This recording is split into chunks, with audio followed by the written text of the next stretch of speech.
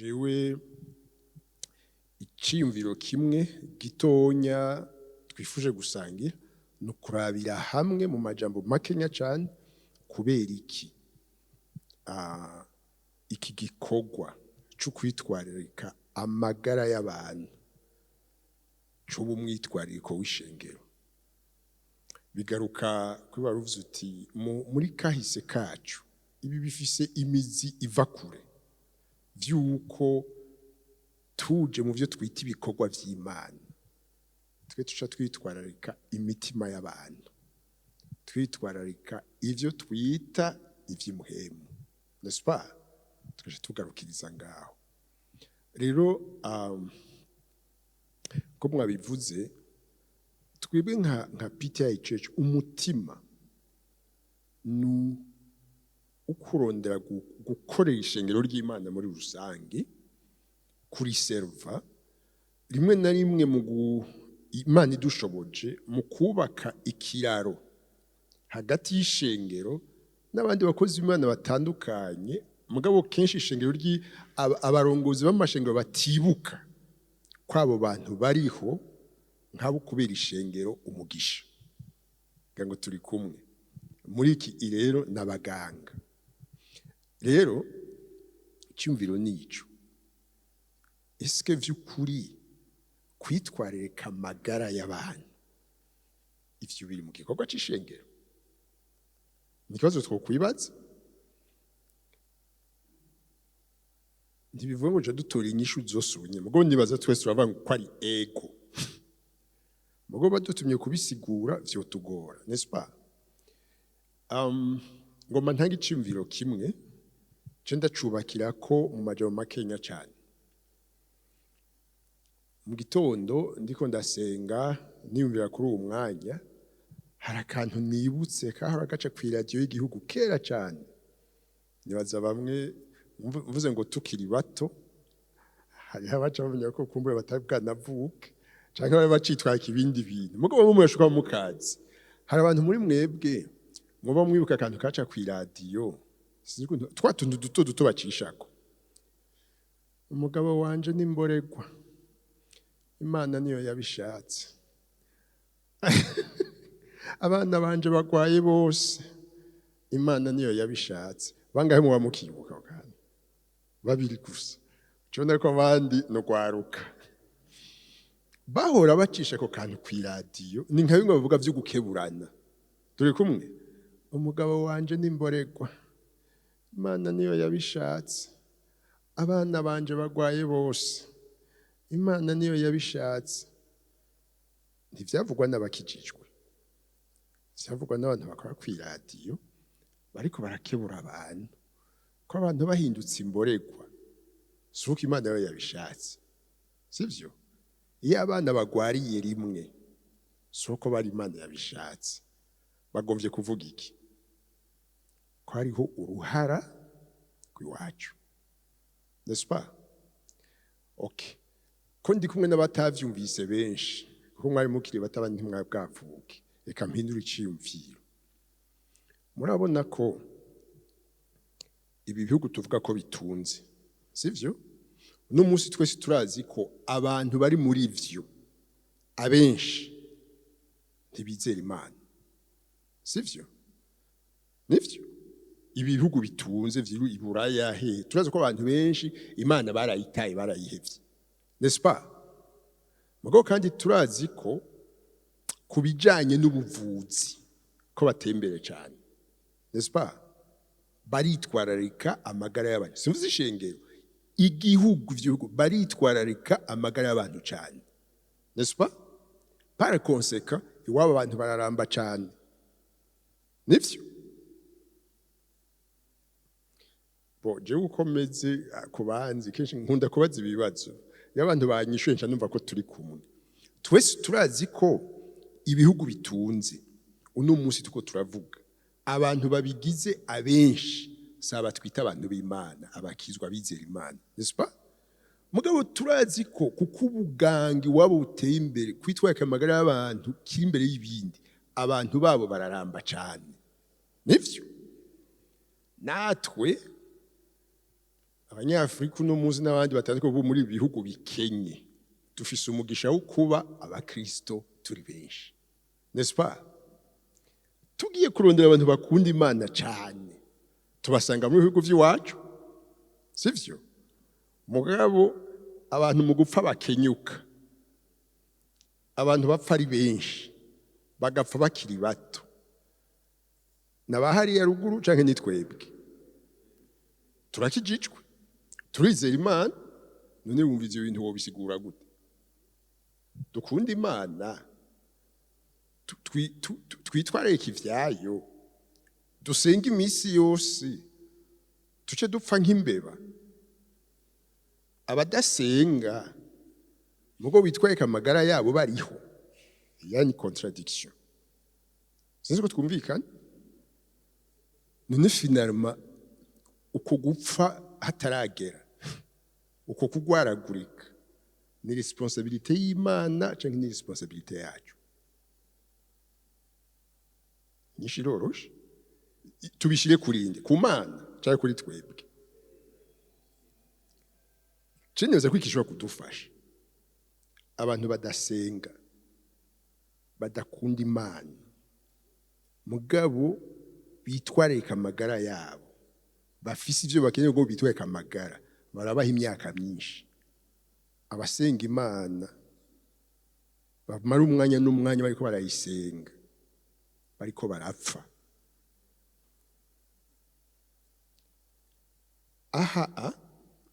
Nibaza iyo observation twese turayemera. Iki twereka ntiduhava twagiriza Imana kuko ariyo yaduhevye, sivyo? Ntiduhava twagiriza Imana ko idadukunda, kuko biri yatwereka yuko abakunda Imana nayo igira iki, irabakunda. Mugabo muze gusanga mu nyigisho zacu izi twavuze ko twitwaka cyane ivy'imhemu, nous mettons beaucoup d'accent sur la souveraineté de Dieu. Muze muri nyigisho zacu hafi zose zifocaliza sur la souveraineté de Dieu, ce qui est correct. Turi kumwe? Mugabo zivuga bike cyane sur la responsabilité humaine. Iyo déséquilibre niyo tumaze. Sinzi ko twumvikana. Que Dieu soit souverain ne veut pas dire que tu n'es pas responsable. Sinzi ko tuvyemeranye. Rero igitangaje ni uko kuntu iyo tubaye irresponsable, Imana irareka les conséquences zikadushikako, kandi tuyikunda, kandi tuyisenga. Turi kumwe? Sindi ko ndavuga ko bitangaza bitaba, siko ndavuga ko iyo dusenga abantu badakira mugo bukeye bagira gute, baratujana. Aho turi kumwe? Voilà, jewe kubwanje ico niyo reflexion nifuza kubaha nk'abarongozi. Hari ikintu kitwereka ko naho twokunda Imana gute, ugukunda Imana kwacu kugomba kuturanda responsable. Nibaza yo c'est tout un thème qu'on peut développer. C'est vieux. Mfatiye kuri ico ciyumviro. Bimwe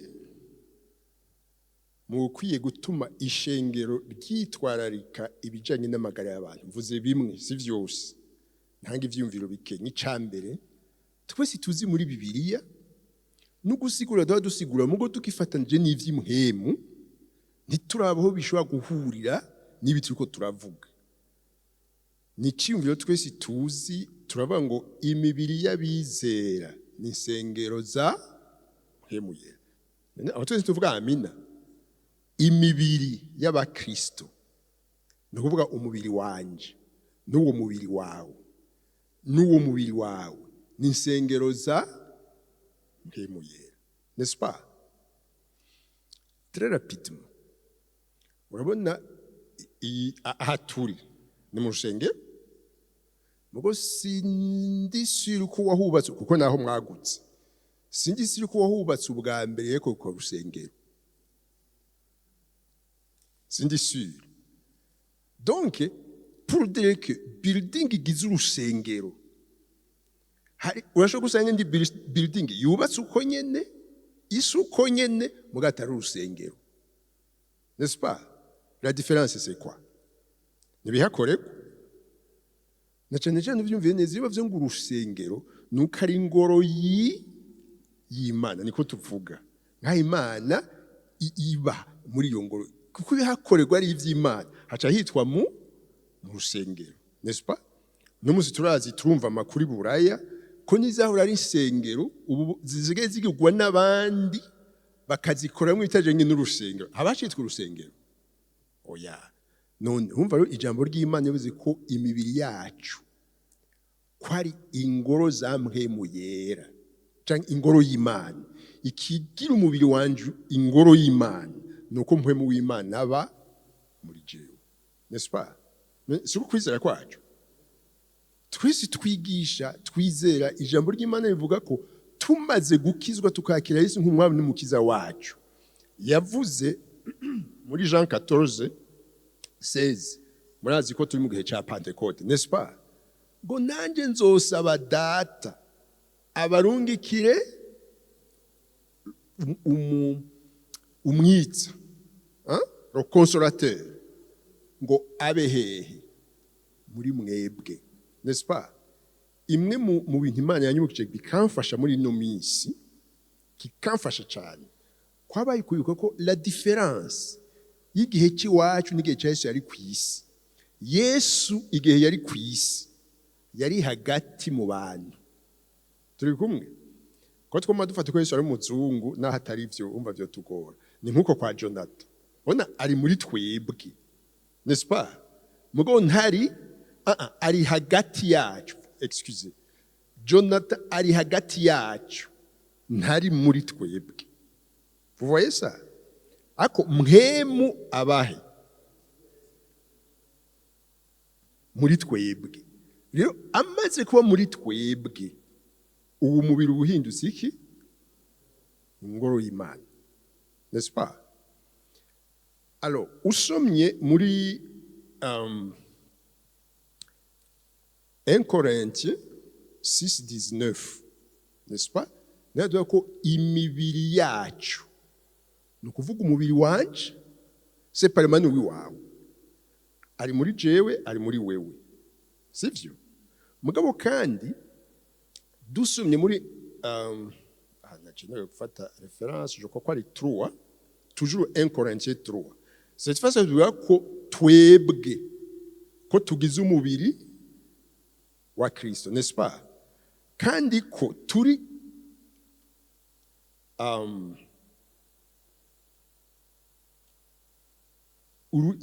urusengero. Donc urumva umwe muri twebwe umubiri wiwe n'urusengero rw'Imana, n'est-ce pas? Ngo kandi natwe turi hamwe turi urusengero rw'Imana. Sinzi ko turi kumwe.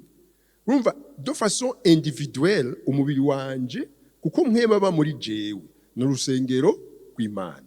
Turi kumwe? Mugo kandi bikatwe ko twese turi hamwe tugize urusengero rw'Imana.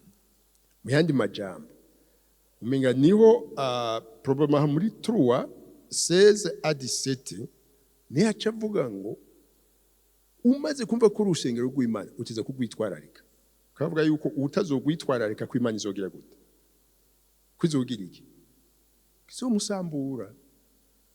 Umwe ntidutangazwe nuko bishika twasenze twifashe neza mugo tukonona urusengero rw'abandi. Ntitugwitwararike. Buke tugashikirwa nibidashikira n'abatagwitwararika n'abadasenga iyo Mana mugo bakitwaye ku urushobora ku rusengero rwawe. Umva bo ni nk'ivyo bizibiri ngaho bibuzemwe muhemu yera mugo bitwararitse. Sinzi ko mwumva ico kigereranya. Kw'Imana igereranya ifata imibiri yacu ntigereranya, si kigereranya. Kw'imibiri yacu ari insengero za muhemu yera. C'est notre responsabilité, n'est-ce pas? Yo gufata neza urusengero rw'abandi. Ngo birumvikana. None utwoza ngaha tugasangana muri désordre. Tugasanga bamwe baje gucana imyotsi ikiraduka ntibikabe. Sivyo? Tugasanga bitangurirwa vyuzana. Ushobora kuvuga ko ari mu rusengero rw'Imana. Ibara ntigiye bajyaguye. Turi kumwe. Rero nibaza ko ico conyene murumva ko iyi mirongo twafashe cyane tukayishyira mu bintu by'imwemu birefu ce qui n'est pas faux mugo tukibagire ko kwitwararika umubiri kuwusukura kuwukorera ivyo byose abaganga bariko badufasha kumva que ça fait partie, n'est-ce pas? Ico kintu Imana ikidufasheko. Rero hariho njengaruka kubungere muce mwumva ko tuvyiyumviye uko muce mwumva ko igikorwa c'ubwungere kirengeye kwitwararika imitima yabo tujejwe, n'est-ce pas? Simvuze ngo ntituyitwararike dutegerezwa kandi hano kuri turanagerageza sivyo abakozi b'Imana ico kwitwararika imitima yabo tujejwe vyanka twagerageza ingorane twagarukije hafi igikorwa c'ubwungere kirengeye ivyo harimo no kwitwararika imibereho yabo leur bien-être kwitwararika imibereho yabo turongoye ça fait partie y'igikorwa cacu c'ubwungere. Umaze kuja mu mibereho uba washikiye lo physique, n'est-ce pas? Yaba urongoye avuga ngo umutwe uranyishe, yaba ngo sinkiryama, sivyo? Yaba urongoye ngurumva ngo misonga, hamwe ugasanga imwe biriko biva ku kwifata nabi, biriko biva ku kutamenya. Nawe uriko wirukana abadayimoni. Turi kumwe? Nuko ntagomba kuvuga ibintu byinshi. Ngo ikindi cigwa muzosanga gikenewe cyane kuri twabakozi b'Imana. Muze musome Bibiliya musubiremo. Sivyo? Nta na rimwe muzosanga Imana yigera itanga inyishu spirituelle ku kibazo physique. Je vous lance un défi. Muze musome Bibiliya. Naho muzosanga Imana itanga inyishu spirituelle ku kibazo physique. Ni nk'uko idatanga inyishu physique ku kibazo spirituelle. Umva, nibitangaza aho tuvyitiranya. Onda bisire bashonje. Sivyo? Bari bashonje vy'imwemu. Bari bashonje vy'imwemu. Banyotewe. Bashaka amazi ya mwemu yera. Bari banyotewe iki? H2O. N'est-ce pas? Kw'Imana ikora igitangaza. Ico ni igitangaza. Amazi akaboneka mu buryo bw'igitangaza. Ivyo Imana irabikora kuko ni Imana. Ntashidakora. Turi kumwe? Muga inyishu physique. Ikibazo physique. Igihinyishu physique. Ikibazo spirituel. Igihinyishu spirituel. Ainsi de suite. Rero nk'abakozi b'Imana twumve ko igikorwa cyacu kirengeye kwitwararika imitima imhemu zabo turongoye ni vyose aho turi kumwe. Reka nshireko akandi kamwe nje nigereza ngaho. Rero kuko ishengero ry'Imana ryagutse, kuko ugo rusengero rw'Imana rugizwe n'abantu batandukanye bafite ibibazo bitandukanye, ni naco gituma Imana yahaye ishengero muri rusangi abantu bafise ingabire zitandukanye. Turi kumwe? Abanyefeso 2:10 havuga ngo turi mu kirundi bavuga ngo biremwa vy'Imana, sivyo? Mu kirundi ngo turi biremwa vy'Imana. Mugabo usomye mu verse mu gifaransa no mu congereza hakubwira ko uko kuvuga ko turi biremwa vy'Imana bivuga ngo nous sommes l'ouvrage. Turi kumwe? Mu kuba l'ouvrage rero nico gituma wenda jewe tudasa. Twese turavuga turafisa amaso abona turafisa amazuru tutututu, n'est-ce pas? Muko vye Eric si Emmanuel. Dabeje dejingene dusa gusa Imana nk'umu artisan yagukoze ukuntu atari kwa yankoze. Sizi ko turi kumwe. Hidusa. Okay? si ivyo gusa niyo bagiye kudusesangura abo bajama bacu b'abaganga ubona murabizi no mwese ntitwigaye mwe waduhaye ibibazo mwe mwarakoze ibintu ngo bati wewe wo kwiga ubuganga ubushoboye cyo bimpaye wapi cyo byanga sivyo hatose abantu bahageze ku biharuro abantu bakayamaze bakadendekanya ibintu bakabati iyi nzo twari miliyoni zinaga ubikuye ufasha abantu biga ivyo mu mitwe wowe wo gutuma ibintu ntavyo ushobora sinzi ko turi kumwe uku tudasa ku mubiri niko ninga n'Imana yaturemye ikaduhingura turimo ubuhinga butandukanye sinzi ko byumvikana nci bivuga ngo nous sommes umwe wese nous sommes son ouvrage kujya umartiza agukorera kanere gashe kwikashya ati cyakozwe na naka droit d'auteur turi kumwe nci twese atanu umwe asa n'undi hari habegeranye mu kugene basa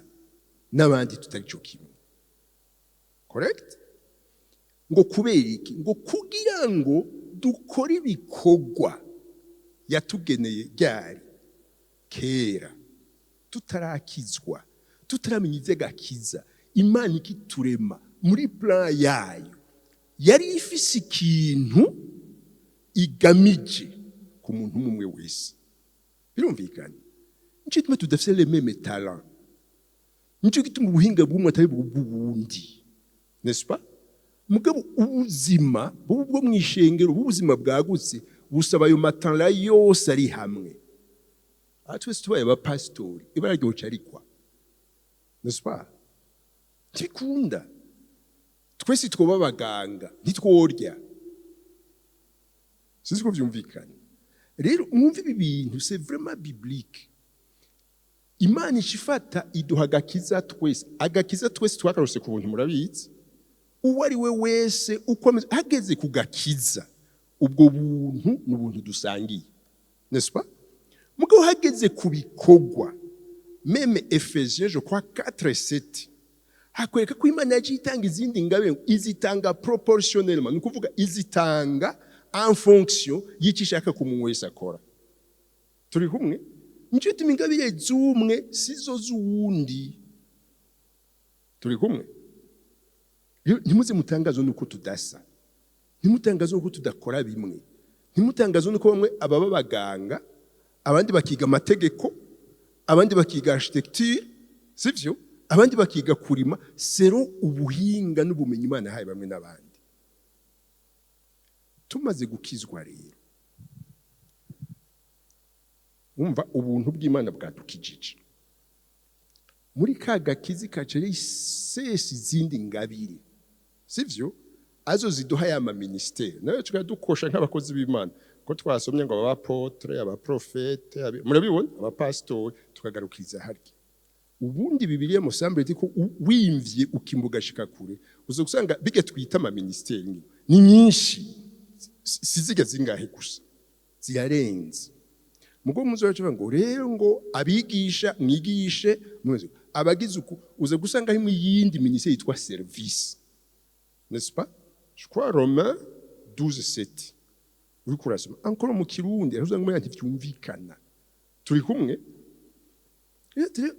mwishengero en plus yaba apôtre en plus yaba prophète en plus yaba pasteur en plus yaba enseignant sivyo hari abantu Imana yahaye hamwe bango ngo ibikogwa service ahandi ngo ministère bekuvuga ingabire nihuze gusanga ivyo bindi bintu vyose vyegeranije bidutandukanya mugeshengero ritabifise bitakunda turi kumwe kimwe muri ivyo rero nabitwararika amagara yacu kuko iyi mibiri idakomeye ntidukorera Imana tushaka tuguca kwa muganga n'est-ce pas imibiri idakomeye natwa dora dukenya abakristo bari bafise ntibayaguha bayatwara hehe mu bitaro twe tugomba ibigira 10 n'imperezwa bive sinzi ko turi kumwe bifise ukuntu vyose bize kubakana rero angomba kuvuga nshima Imana kubw'abaganga nshima Imana kubw'iki kintu kidasanzwe Imana ikiradukorera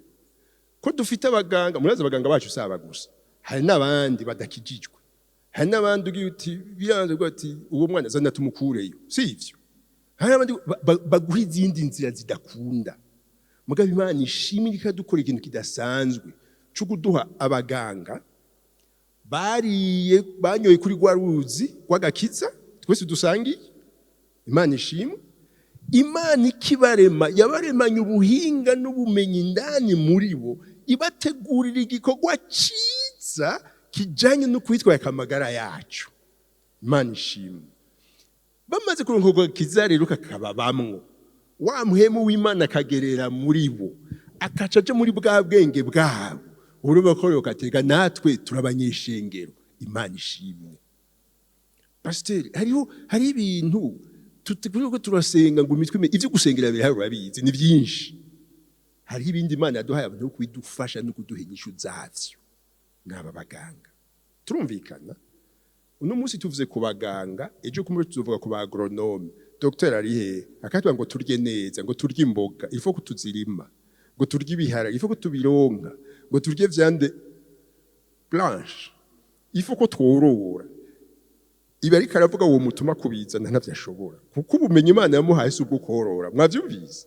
Ariko Imana ishimwe mwishengo hemwe aborozi, mwishengo hemwe abantu bashaka kutugaburira, baronse ubwo bumenyi bw'ivyo dukeneye bakabiproduiza, natwe tubiriye sinzi ko tuvyumva. Rero deja muce mwumva rero ivyo ishengero rubikoze. D'abord umva turavyikorera nk'abarongozi, sivyo? Tuje kuvyikorera kw'Imana yaho turongora, tukabikora abo turongoye. Mugabo turongoye baba mu kibano, baba muri communauté. Ivyo bintu tukabikora, ishengero ry'Imana zari ryatangiye kuba ishengero. Rwa rukundo rwa Kristo tuvuga ku munwa ruzoca rutangura kuboneka mu bikorwa, n'est-ce pas? Kuko twimbe ntizokwirimburira n'abandi bazoryako. Niyo twagiye amagara meza na bamwe tubana, bamwe badukiki kuko nabo barayakeneye. Hari ibintu bazoheba badahebeje no kubabwiye ngo Yesu aragukunda, babihebeje no kubabona ingene ubayeho bigahinduka intahe, hamukaronka uco kubabwira uti Yesu arabakunda. Imana iduhezagire. Nibaze ko muri ivyo mvuze dushobora kumva yuko ishengero kwitwararika amagara yacu, ça fait partie de l'activité spirituelle. Cyo ni kurara turasenga dukora ibindi. Imana ishimwe. Mugabo kandi haraho dushika tukaca dukenera ingabire Imana itahaye Pastor Eric, ici ya Dr Yves. Amen. Tubishize hamwe tuzufite abakristo bafite amagara meza, bari productif, n'igihugu kiyatorera koyoko. Imana ibahezagire.